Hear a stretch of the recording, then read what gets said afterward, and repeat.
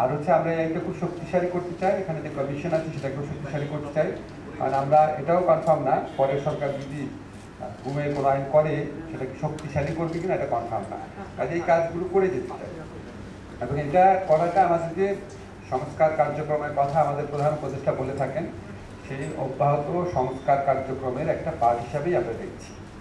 কারণ অনেকগুলো প্রসঙ্গ আসছে খুব গুরুত্বপূর্ণ, প্রিএমবেলের কথা বলেছেন, অফকোর্স প্রিএমবেলের মধ্যে যেগুলো আনা দরকার, কমান্ড রেসপন্সিবিলিটি অবশ্যই আরও ক্ল্যারিফাই করা দরকার, সেপারেট লর প্রয়োজন আছে, যেটা মেজরিটি যারা আছেন বলেছেন, সেপারেট কমিশনের কথা বলেছেন। আর আইসিটি আর এখানে যে কনভেনশনাল কোর্টে দুটা কোর্টের মধ্যে যে জুরিসডিকশনাল কনফ্লিক্ট আছে সেটা আমরা আরেকটু ক্ল্যারিফাই করার চেষ্টা করব।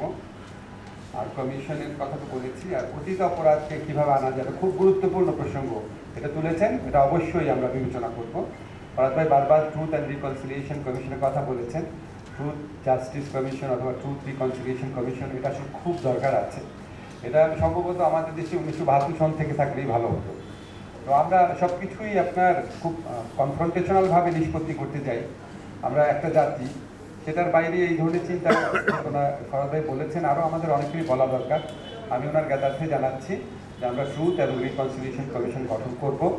এই লক্ষ্যে আমি এবং আমাদের মাননীয় চিফ জাস্টিস আমরা টিম নিয়ে সাউথ আফ্রিকাতে যাচ্ছি, আমাদের সাথে ইউএনডিপি এবং আরও অনেকে ইনভলভ আছেন। আমরা ফিরে এসে আপনাদের সাথে অভিজ্ঞতা শেয়ার করব এবং আমরা যখন এই ট্রুথ অ্যান্ড রিকনসিলিয়েশন কমিশন করব আমরা অবশ্যই ফরাদ ভাই আপনাকেও ডাকবো।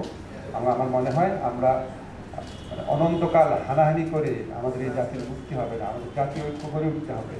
এবং যারা গণহত্যার মতো মানবতা বিরোধী অপরাধের মতো ঘৃণ্য অপরাধ করেছে তারা তো খুব বেশি সংখ্যক না, তাদের উপযুক্ত যথেষ্ট পরিমাণ শাস্তির ব্যবস্থা অবশ্যই আমাদের করতে হবে। এবং তারা যে এই জাতিতে একটা বিচ্ছিন্ন, এই জাতির মূলধারা থেকে বিচ্ছিন্ন, সেটাকে এস্টাবলিশ করার জন্য হলেও আমাদের ট্রুথ অ্যান্ড রিকনসিলিয়েশন কমিশন করতে হবে।